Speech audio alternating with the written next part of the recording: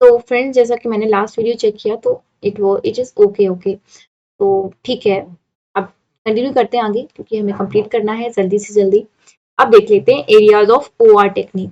Okay, हम OR technique कहाँ कहाँ पे लगा लेते हैं। तो पहली चीज तो फाइनेंस पे लगा लेते हैं। फाइनेंस में डिविडेंड पॉलिसी हो गया, इक्विपमेंट रिप्लेसमेंट पॉलिसी हो गया, इन्वेस्टमेंट पोर्टफोलियो हो गया, लॉन्ग रेंज कैपिटल नीड्स हो गया। अब आप कहेंगे डिविडेंड पॉलिसी में हम कैसे लगा लेते हैं। डिविडेंड पॉलिसी में तो वाटर मॉडल, गॉर्डन मॉडल, ये सारी चीजें ये तो हमारी फाइनेंशियल मैनेजमेंट में आती हैं। फिर भी डिविडेंड पॉलिसी में जब आप मार्केट लेवल पे आते हैं तो उसमें अलग अलग टूल्स आप यूज कर सकते हैं। तो इन्हें डिटेल में हम देखेंगे। ओआर एक अपने आप में बहुत ब्रॉड सब्जेक्ट है। इसमें आप थोड़ा बहुत, हाँ, हो सकता है आपको रटना पड़े, बट इसे आप थोड़ा सा याद रखिए कि dividend policy, equipment replacement policy, investment portfolio, इन सभी जगहों पे हम ऑपरेशन रिसर्च लगाते हैं।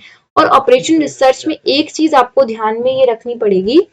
पहली चीज कि ये एक ऐसी टेक्निक है जिसको हम प्रैक्टिकली अलग अलग जगहों पे यूज करते हैं और इसमें वेरियस डिसिप्लिन आती हैं। सबसे बड़ी चीज है तो ये भी अपने आप में एक ऑपरेशन रिसर्च की डिसिप्लिन हो जाती है। नेक्स्ट हम बात करते हैं कि इसे फाइनेंशियल प्लानिंग में भी यूज किया जाता है। मॉडल में cash flow analysis, cash management model, capital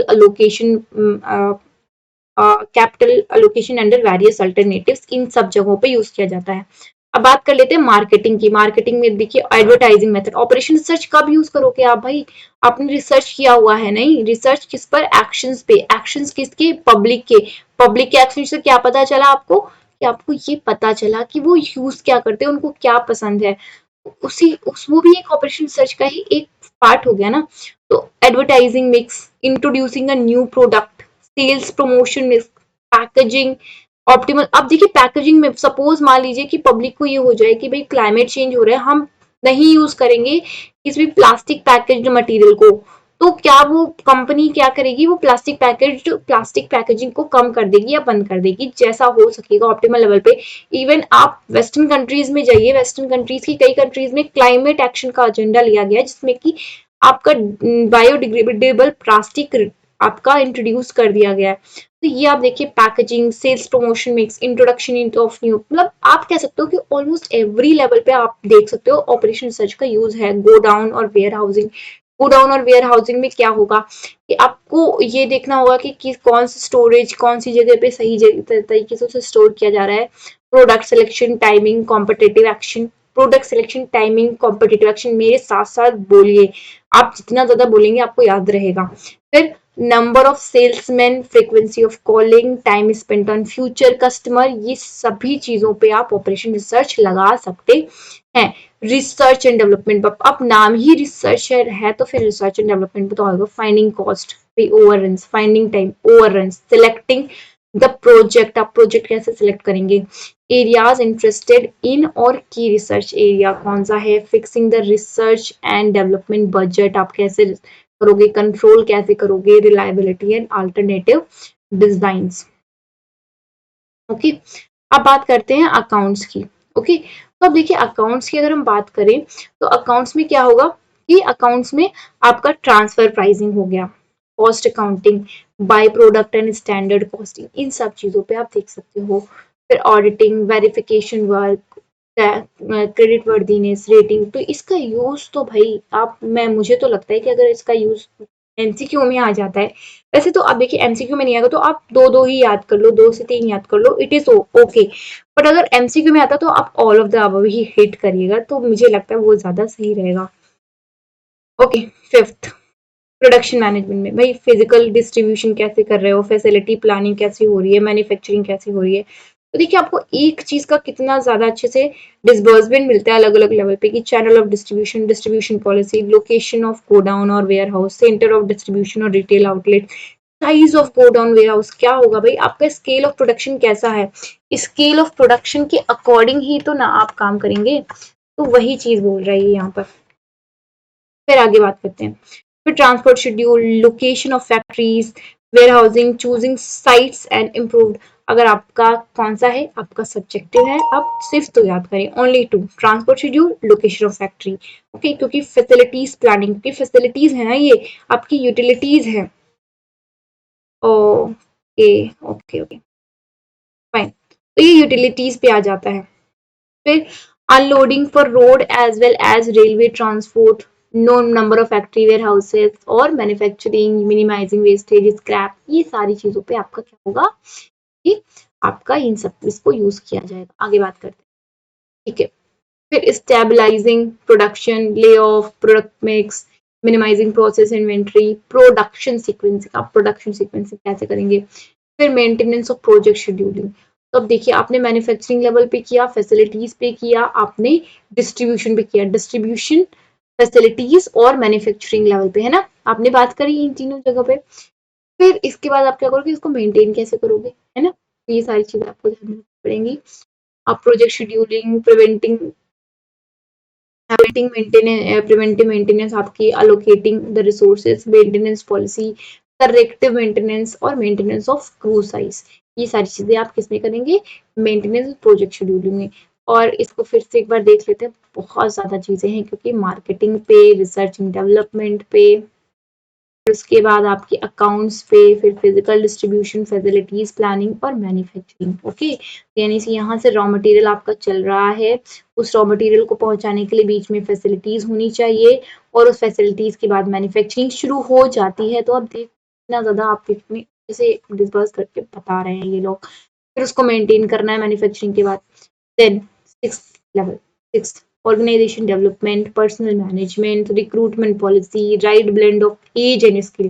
तो आप देखो ऑर्गेनाइजेशन डेवलपमेंट होगा कैसे भाई, human content, how can we, हम कैसे भूल सकते हैं एल्टन मेयो की बातें ना, एल्टन मेयो तो भाई हमारे टीचर हैं और गॉन केस है, बट इट्स ओके, बहुत कुछ दे गए हैं पढ़ने के लिए। Okay, minimizing the need for temporary help through better scheduling, फिर assigning the right job to the right man, फिर selecting the skilled personnel at lowest possible cost, है ना, हम करते क्या है, मैक्सिमम प्रॉफिट कैसे होगा, मिनिमम कॉस्ट पे मैक्सिमम प्रॉफिट होगा ना, तो वही है। फिर परचेज, परचेज मैनेजमेंट पे ध्यान दो आप, when to purchase, bidding policy. अब आप कुछ सोचिए कि हमने कैसे ये रूट लगा के पूरा फॉर्मूला बना लिया ना, annual cost, ordering cost, carrying cost, ये ईओक्यू कैसे बनाया, हमने कुछ तो किया होगा ना, कुछ तो किया होगा, कुछ मैथ से लिया ना, ये रूट कहाँ से आया, ये तो नेचुरल साइंस से आया ना, मैथ से ही तो आया ना, तो वही चीजें ये बात कर रहे हैं। फिर एक्सप्लॉइटिंग अ न्यू सप्लायर और source, terms and condition for purchase, quantities to be purchased, pricing of purchases, searching for new supplier और सोर्स। तो जो भी हम यूज करें सब ऑपरेशन रिसर्च में मैथमेटिकल टूल्स ही है, वन और अदर वे हम मैथमेटिक्स को ही तो यूज करते हैं ना, वट एवर वी डू। तो वही चीजें हैं, उनको थोड़ा और जैसे एल्जेब्रिक मेथड में आ गए हैं वो, बस not much difference. Okay, hope आपको समझ में आ गया होगा। मैंने परचेज की बात करी, मैंने ऑर्गेनाइजेशन डेवलपमेंट की बात करी, मैंने मैन्युफैक्चरिंग की में भी बात करी, मैंने मार्केटिंग में बात करी, रिसर्च एंड डेवलपमेंट में बात करी, हर चीज में मैंने इसमें देख लिया। ओके, तो दिस इज होलिस्टिकली कवर्ड। आगे बात करते हैं मैथडोलॉजी क्या होगी। तो सबसे पहले तो आप एक काम करो, मैं इसको शॉर्ट में बताऊंगी, मैं बहुत डीप में नहीं समझाऊंगी इसको, क्योंकि मुझे पता है मैंने इतना ऑपरेशन रिसर्च के बारे में जितना एक्सप्लेन किया था पहले, तो आपको समझ में आ गया होगा। सिंपल सी चीज है, होता क्या है, प्रॉब्लम होती है, प्रॉब्लम क्या होती है, प्रॉब्लम एक अपने आप में कॉम्प्लेक्स सिचुएशन होती है जिसके लिए हम सोल्यूशन निकालने की कोशिश करते हैं। उस प्रॉब्लम को सॉल्व करने के लिए हम कोशिश करते हैं कि भाई मैथमेटिकल मॉडल्स का यूज करें, टूल्स, टेक्निक्स, मेथड्स, मैंने बोला था ना tools, techniques and method construction करना होता है उनका, और इससे इससे क्या होता है, वैलिडिटी मेंटेन रहती है। ओके, फिर हम फर्स्ट क्या करेंगे, डिफाइन करेंगे, फॉर्मुलेट करेंगे प्रॉब्लम, कि भाई प्रॉब्लम है क्या, आप पहले तो समझो कि क्लियर कट प्रॉब्लम क्या है ना, आपने प्रॉब्लम समझ ली, फिर उसकी क्या यूनिक कैरेक्टरिस्टिक समझोगे, उसको क्या रिक्वायरमेंट है, कैसे कैसे डिफरेंट टेस्टिंग अप्रोचेस में उसको डिफाइन करने की कोशिश करोगे। और जब आप इसको करोगे तो पहले तो उससे उसको करोगे कैसे, क्योंकि आपको ऑर्गेनाइजेशन कल्चर का पता लगाना पड़ेगा कि ऑर्गेनाइजेशन कल्चर कैसा है, उसी के अकॉर्डिंग आप देखोगे कि इसके अंदर कैसी प्रॉब्लम्स क्रिएट हो रही है ना, कहीं ऐसा स्ट्रिक्ट कल्चर तो नहीं है, कहीं इनोवेटिव कल्चर तो नहीं, क्रिएटिव कल्चर तो नहीं है, बार बार प्रॉब्लम आ रही है, बहुत ज्यादा इंटरवेंशन हो रहे हैं ना, तो ये सारी चीजें, इस कल्चर, ऑब्जेक्टिव एंड एक्सपेक्टेशन को आपको समझना पड़ेगा ना, you will have to understand. अब आपने इसको अंडरस्टैंड कर लिया, फिर उसके बाद ग्रे और प्रॉब्लम एरिया आप समझोगे कि भाई प्रॉब्लम एरिया क्या है, पहले तो कल्चर समझा, फिर ग्रे और प्रॉब्लम एरिया समझा, फिर क्लाइमेट फॉर डिसीजन मेकिंग, कि भाई किस क्लाइमेट में आप डिसीजन ले सकते हो। आपने एक प्रॉब्लम एरिया समझ लिया ना कि भाई कितना इंपॉर्टेंट है, कितना अर्जेंट है, कितना जरूरी है, कितनी मल्टीप्लिसिटी है, डायरेक्ट है या इनडायरेक्ट है, ये सब समझा ना आपने। फिर उसके बाद क्लाइमेट देखो कि भाई हाँ ठीक है, प्रॉब्लम तो पता चल गई हमको, हमने ऑर्गेनाइजेशन देख लिया, उसकी प्रॉब्लम देख ली। अब चलो एक काम करते हैं, देख लेते हैं कि भाई इन्वायरमेंट कैसा है, क्या हम इसको सही से सॉल्व कर सकते हैं, कितने लोग अफेक्ट हो रहे हैं, है ना, क्या प्रॉब्लम है। अब अवेलेबिलिटी ऑफ वेरियस अल्टरनेटिव देख लो भाई, जब देख लिया ना, प्रॉब्लम देख ली, अल्टरनेटिव, अब तक आप अल्टरनेटिव पहुंच गए, आपने ऑर्गेनाइजेशन देखा, प्रॉब्लम देखी, डिसीजन मेकिंग के क्लाइमेट देखा, फिर उसके बाद आप अल्टरनेटिव पे पहुंच गए। अब अल्टरनेटिव पे पहुंच गए, स्टेप 2 पे मूव कर जाइए। अब स्टेप 2 क्या होगा, स्टेप 2 में आपको डेवलप करना होगा एक मॉडल। वो मॉडल क्या होगा, ओआर मॉडल, क्योंकि ओआर कोई अपने आप में एक पर्टिकुलर सेट मॉडल नहीं है, ये साइंटिफिक टूल्स पे काम करता है। ये साइंटिफिक टूल्स यानी कि वेरियस डिसिप्लिन, वैसे वेरियस डिसिप्लिन के कपड़े काम करेगा, तो आपको अपना बनाना पड़ेगा अपने तरीके से। अगर कोई बिहेवियरल इशू है तो बिहेवियरल साइंस लेकर के आओ, है ना, कोई मैथमेटिकल इशू मैथमेटिकल लेकर के आओ, कोई फिजिकल इशू फिजिक्स लेकर के आओ। तो यही सारी चीजें, types of model, it allows to use high speed new generation computing machine, आप high generation new computing machine use करो। ओके, देन फिर आप क्या करो, सोल्यूशन आप इनका बनाओ। ओके, जस्ट कुछ डाउट है, हाँ ये देखिए ओपन नहीं हो रहा। ओके ठीक है, फिर आपने क्या करना है, आपने मैथमेटिकल टूल्स का यूज करना है, आप high speed new generation machine का यूज करो, एडवांस मैथमेटिकल टूल्स को यूज करो, और फिर आप डिजायर सोल्यूशन को बनाने के लिए ऑप्टेन करो। फिर अब आपने कर लिया, अब उस मॉडल को तो बना लिया आपने, अब उस मॉडल को टेस्ट करने का समय आ गया है। अब मॉडल को टेस्ट करिए, ठीक है, आप जो भी आप वैल्यूज असरटेन करिए, उसको वेरिएबल्स असरटेन करिए, डिसीजन वेरिएबल्स डालिए उसमें, और फिर उसके बाद आप उसको देखिए कि क्या वो काम कर रहा है। फिर the choice of technique required to solve the model would depend upon the nature and type of the available data and extent of complexity involved. A post-optimal analysis called sensitivity analysis, ये important है कि आपको समझना होगा कि sensitivity analysis क्या होती है। ये क्वेश्चन डायरेक्टली पूछा जा सकता है, वेदर सब्जेक्टिव और ऑब्जेक्टिव कोई भी हो, पूछा जा सकता है। तो सेंसिटिविटी क्या है आप ये देखोगे कि जो भी टेक्निक रिक्वायर्ड है, ठीक है, समझिए, choice of technique required to solve the model would depend, वो डिपेंड किस पे करेगा, नेचर और टाइप ऑफ अवेलेबल डेटा, यानी कि आपका जो डेटा है उस पर डिपेंड करेगा, और कितनी कॉम्प्लेक्सिटी उस डेटा की, ठीक है। अब पोस्ट ऑप्टिमल एनालिसिस, यानी कि आप जो पोस्ट ऑप्टिमल एनालिसिस करोगे, यानी कि आप जो आप ये सब समझने के बाद जो एक एनालिसिस करोगे, उसे कहते हैं सेंसिटिविटी एनालिसिस। और ये परफॉर्म की जाती है जिससे कि हम किसी भी सिस्टम के बिहेवियर को समझ सकें या सर्टेन कर सकें, हम उसके चेंजेस को समझ सकें, उसके पैरामीटर्स और स्पेसिफिकेशंस को समझ सकें, है ना। After the optimal solution has been reached, कि अगर ऑप्टिमल सोल्यूशन रीच हो गया तो हम उसकी जो भी है प्रॉब्लम है, उसके बिहेवियर को, चेंजेस को, उसको समझ सकते हैं। फिर उसके बाद हम बड़े लेवल पे लेकर के जाएंगे ना, पहले तो हमें यही समझना है। फिर solution testing and model validation, आपने मॉडल बना लिया, अब देखिए सॉल्विंग द मॉडल, यानी कि आपने मॉडल यहाँ पे आपने कंस्ट्रक्ट किया था, उस मॉडल को सॉल्व किया, उस मॉडल को समझा कि मॉडल क्या करेगा, कैसे करेगा, कितना कॉम्प्लेक्स है, क्या नहीं है, डेटा कैसे डाला गया है, फिर उसको सॉल्यूशन टेस्ट करो आप इस लेवल पे जाकर के। तो फर्स्ट लेवल क्या था, फर्स्ट लेवल था कि आपको सबसे पहले तो डेटा निकालना है।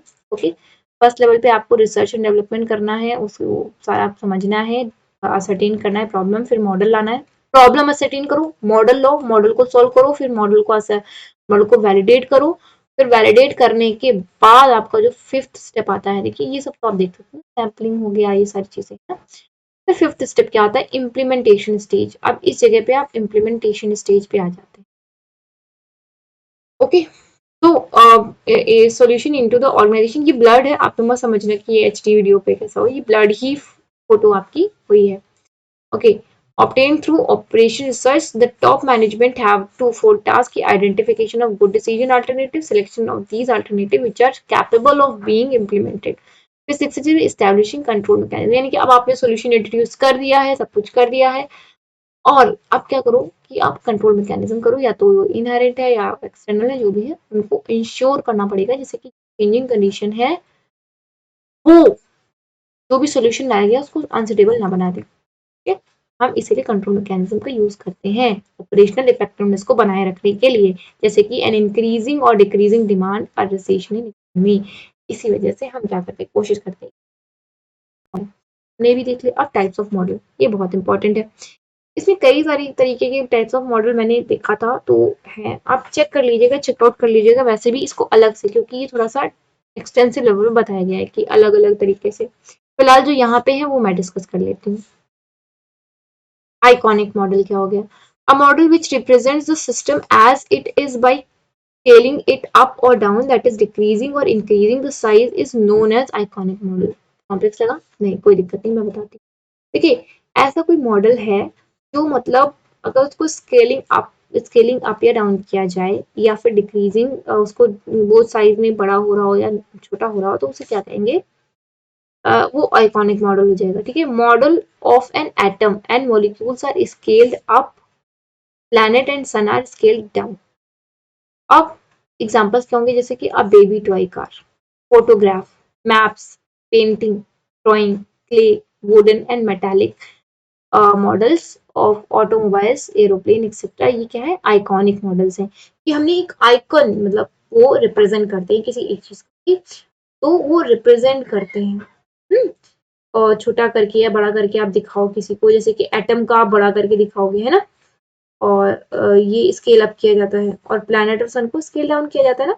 ये सारी चीजें आपको समझ में आ गई होंगी ना, हो पाई गई होंगी। जैसे कि अर्थ, अब अर्थ को तो आप नहीं बना सकते ना, तो अर्थ का एक छोटा सा आपने ग्लोब बना दिया। फिर एटम तो नहीं दिखा सकते, तो एटम का एक छोटा सा आपने मॉडल बना दिया, तो वो आइकॉनिक मॉडल हो गया। मेरिट, मेरिट क्या होता है इसका? मेरिट ये होता है कि आप एक, मतलब it is concrete and specific. Okay, फिर functions of iconic model is descriptive, आप डिस्क्रिप्टिव होते हैं, तो ये एक मेरिट हो गया। Demerit, iconic model can not be easily applied to predict some significant changes, यानी कि सिग्निफिकेंट चेंजेस को प्रिडिक्ट हम नहीं कर सकते, नहीं अप्लाई कर सकते। एनालॉग मॉडल, एनालॉग मॉडल क्या है? One set of properties is use to represent another set of property. Okay, example क्या दिया हुआ है कि an electrical network model which is used as an analog model to study the flows in the transportation system। Electrical network, आप मान के चलो metro city का काम, मेट्रो का काम चल रहा हो, तो आप वहां के जो इलेक्ट्रिकल नेटवर्क है उससे पता चल सकते हो, कर सकते हो कि वहां पे कितने आसानी से इलेक्ट्रिक, सॉरी, जो मेट्रो है वो हो रहा होगा, काम चल रहा होगा, मेट्रो चल रही होगी। The globe is an iconic model of Earth, but the geological structure of Earth can only be represented by different colors of an globe on the globe, है ना? तो वो एनालॉग हो गया, यानी कि वो एक सेट ऑफ प्रॉपर्टी, जैसे कि फिजिकल मैप देखते हो आप, पॉलिटिकल मैप देखते हो ना, वो सारी चीजें। होप आपको समझ में आ रहा होगा, I am trying my level best. फिर merits, analogue model are easier to manipulate in comparison of economic model. सही बात है। अब डीमेरिट क्या? एनालॉग मॉडल है less specific and less concrete than iconic. फिर सिंबॉलिक मॉडल देख लेते हैं। एनालॉग को समझ में आ गया, एक प्रॉपर्टी पे बेस्ड होते हैं। आइकॉनिक मॉडल स्केल अप या स्केल डाउन करके बनाए जाते हैं। सिंबॉलिक मॉडल क्या है? It is a mathematical model as it uses set of mathematical symbols, mathematical symbols to indicate the decision variables. The variable describe the behavior of system and are related to each other by means of mathematical equation and set of equation। जैसे कि summation का हो गया, ये symbolic है, यानी कि ये क्या करता है कि आप समेशन यानी कि सबको ऐड कर देंगे, है ना? थीटा, फाई, ना, इन सबका अपना एक होता है। ये क्या है? इनसे आप क्या समझते हो? इनसे आप ये समझ सकते हो कि हाँ, डेल्टा, है ना, डेल्टा डिविएशन को बताता है, तो ये सिंबॉलिक मॉडल हो गया। तो ये एक सिंबल है, एक पर्टिकुलर प्रॉपर्टी, एक पर्टिकुलर मेथड रिप्रेजेंट करते हैं अपने आप में। तो symbolic model easy to manipulate, more accurate result can be found as compared to the iconic and analog model। these are the symbolic model में देखिए, सिंबॉलिक मॉडल के भी अपने दो तरीके के होते हैं। एक तो डिटर्मिनिस्टिक मॉडल होते हैं। डिटर्मिनिस्टिक कौन से मॉडल होते हैं? all parameters are fixed at predetermined values and due to it uncertainty does not exist, यानी कि डिटर्मिनिस्टिक में तो अनसर्टेनिटी नहीं होती है। प्रोबेबिलिस्टिक मॉडल में क्या होता है? In this model, some or all basic characteristics are random. Variable explicit consideration is given to uncertainty and error. This model is also known as chance model और stochastic model। तो ये important आप देख लीजिएगा कि probabilistic model को stochastic model भी कहते हैं। तो जैसे कि a newspaper vendor takes a decision on the number of copies in order to earn maximum profit। He buys a certain number of newspaper and sells some or all of them। Newspaper vendor can return unsold paper, but at some loss, the customer vary from day to day, but the probability that the certain number of newspaper will be sold on a particular day can be determined from the data. The components of the now problem can be itemed and sim. Okay ये बहुत ज्यादा इन्होंने दे दिया है कि मतलब देखिए N से क्या होता है नंबर ऑफ न्यूज़पेपर, ए से ये सब मतलब आप ये बता सकते हो। देखिए ये एन ए बी ये अपने हिसाब से बदल सकते हैं ना, पर जो मैंने थीटा फाई समेशन ये सब है तो वो डिटर्मिनिस्टिक है। और सिंबॉलिक कौन से है? सिंबॉलिक आपके हैं सॉरी ये प्रोबेबिलिस्टिक है, ये जो बदल जाते हैं अपने टाइम पे। और क्योंकि एन से नंबर ऑफ डेज भी हो सकता है ना, तो वो प्रोबेबिलिस्टिक कोर्स में आप समझ जाइए, इसमें बहुत ज्यादा डिटेल में आप देख लीजिएगा।